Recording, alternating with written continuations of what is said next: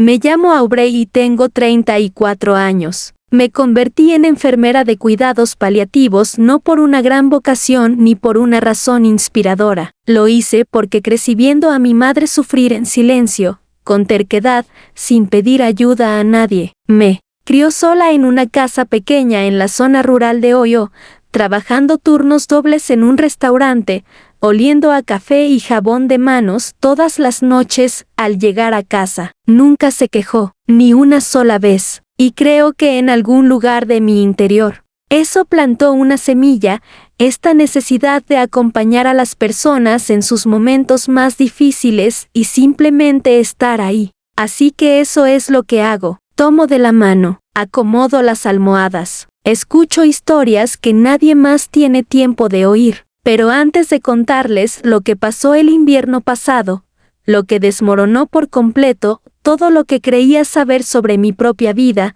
necesito retroceder. Necesito hablarles de mi padre. Tenía 2 años cuando se fue. Eso es lo que me contó mi madre. Y durante 32 años, esa fue la única versión de la historia que tuve. Nunca lo dijo con enojo, lo que de alguna manera lo empeoró. Lo dijo como si leyera un informe meteorológico, sencillo, definitivo. Tu padre eligió las drogas antes que a su hija. Eso fue todo. Ni fotografías, ni cartas, ni siquiera mencionó el apellido de pasada. Solo esa frase que cargué conmigo como una piedra en el pecho durante toda mi infancia, durante la secundaria, durante la escuela de enfermería, durante cada relación que intenté construir. Recuerdo que tenía quizás 7 u 8 años. Y le pregunté una vez si él alguna vez había intentado encontrarnos. Ella estaba lavando los platos. No se dio la vuelta. Simplemente dijo, hay personas que no vale la pena encontrar, Aubrey. Y cambió de tema. Aprendí a no volver a preguntar. Lo que tienes que entender es que mi madre no era una mujer cruel. Era una mujer cansada. Hay una diferencia. Me amaba profundamente, con fiereza. Simplemente me amaba de una manera que no dejaba lugar a preguntas que no quería responder. Y de niño, aceptas el mundo que tus padres construyen para ti. No sabes que hay otra versión. No sabes que la historia que te han entregado puede tener páginas faltantes, bordes rasgados, capítulos enteros doblados y escondidos bajo las tablas del suelo. Crecí creyendo que mi padre estaba muerto, o viviendo en algún lugar tan hundido en su adicción que no tenía ningún recuerdo de mí. De cualquier manera, se había ido. De cualquier manera, no era mi culpa. Me lo repetía todos los días, incluso cuando parecía una mentira.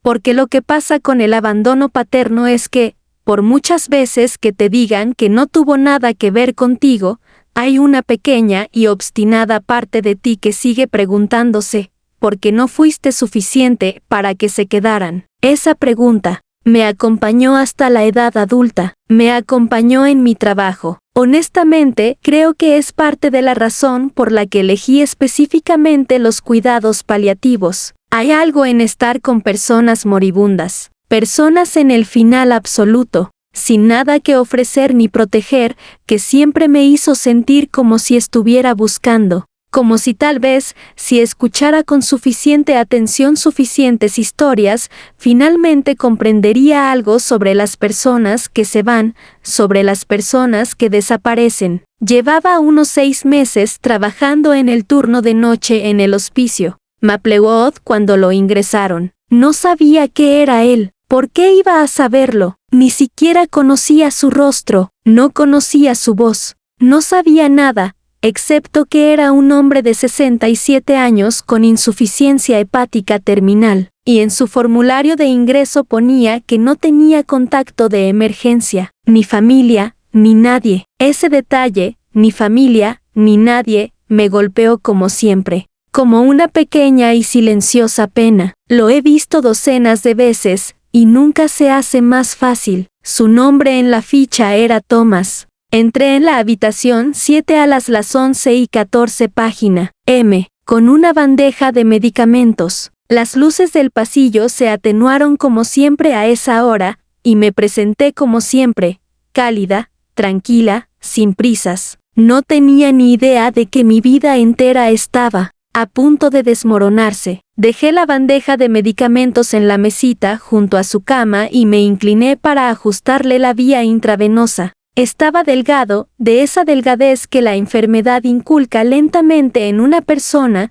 hundiendo las mejillas, marcando la clavícula. Su cabello era blanco y sus manos temblaban ligeramente sobre la manta, pero sus ojos estaban alerta, claros de una manera que me sorprendió. La mayoría de los pacientes en esta etapa entran y salen de la conciencia, atrapados en algún lugar entre este mundo y lo que venga después. Thomas estaba completamente presente. Me miraba con una intensidad que me incomodó un poco, como cuando alguien te reconoce y no puedes ubicar su rostro. Sonreí como siempre y comencé a explicarle sus medicamentos de la noche. Y fue entonces cuando sucedió. Extendió la mano lentamente, deliberadamente, y tomó mi placa entre sus dedos, sin agarrarla, sin sobresaltarme, simplemente sosteniéndola. La forma en que alguien toma algo frágil que teme que desaparezca. Lo inclinó hacia la tenue luz sobre su cama y leyó mi apellido. Vi sus labios moverse. Vi cómo el color desaparecía de su rostro. Y entonces este hombre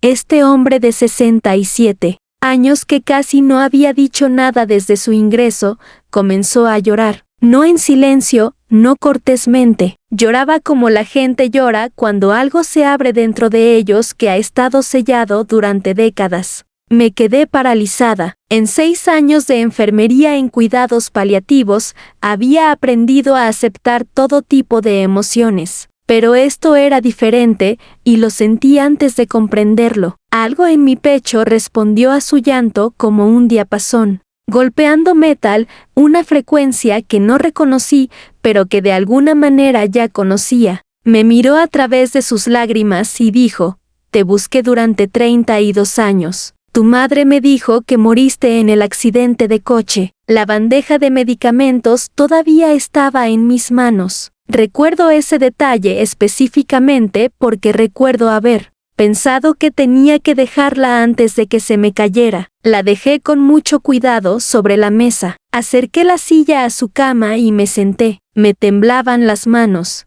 «¿Qué accidente de coche?», pregunté. Mi voz salió más débil de lo que pretendía. Cerró los ojos un momento. Cuando los volvió a abrir, seguían húmedos, pero más firmes. Dijo el nombre de mi madre. Dijo el pueblo donde crecimos. Dijo el nombre del restaurante donde trabajaba. Conocía la calle. Conocía el color de la casa. Sabía cosas que un desconocido no podría haber inventado, acostado en una cama de cuidados paliativos a medianoche, sin nada que ganar con mentiras. Y entonces me contó su versión de la historia. Dijo que nunca había elegido las drogas por encima de mí. Dijo que había luchado, sí, luchado de verdad. Y no me pidió que lo justificara, sino que se había rehabilitado cuando yo tenía 4 años. Que había vuelto, que había llamado a esa puerta con sobriedad y desesperación a partes iguales, dispuesto a suplicar cualquier pequeño lugar en mi vida que mi madre le permitiera. Y ella le había dicho que yo estaba muerta. Ella le había dicho que ella y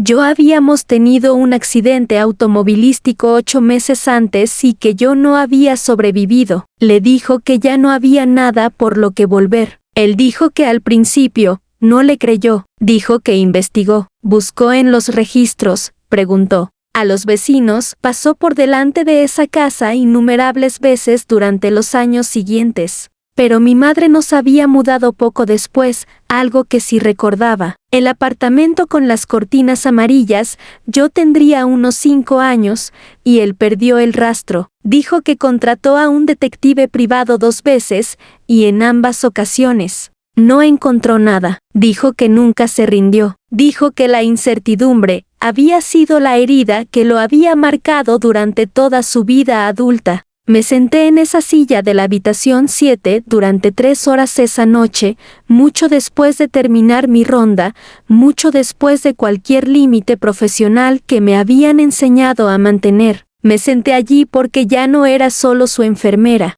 Era la hija por la que había estado de luto durante 32 años, sentada a 1 metro del padre que, según me habían dicho, nunca me quiso. Éramos fantasmas el uno para el otro, de repente hechos realidad. Quiero ser sincera contigo sobre algo porque esta historia merece sinceridad. No sentí una oleada de cálido reencuentro, no al principio. Lo que sentí fue un profundo y desorientador dolor por la infancia que nos habían robado a ambos, por la fotografía que nunca existió, por cada momento padre-hija que la mentira de mi madre había borrado silenciosamente antes de que pudiera suceder. Sentí dolor por ella también, de una manera compleja que aún estoy desentrañando, porque para entonces ya no estaba. Había fallecido 3 años antes y no pude preguntarle por qué. No pude mirarla a la cara y preguntarle qué le había dado